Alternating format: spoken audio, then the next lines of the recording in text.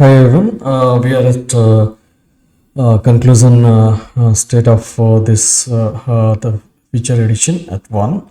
Okay, so let me give you a message.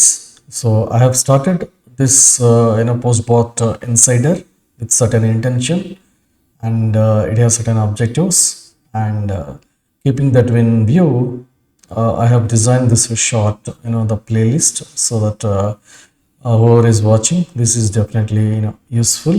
And with this I'm concluding this feature the edition 1, and I'm going to publish feature edition 2 as well in the couple of weeks based on my the schedule. So I hope you got some insight on generate the tests which keeping the business cases in view where this particular feature can be useful.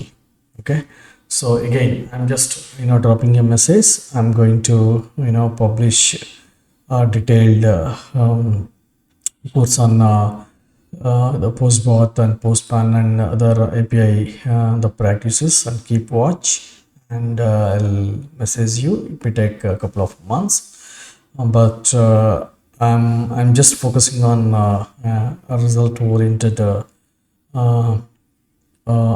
output so that it will be useful entry level, mid layer, and experienced professionals as well.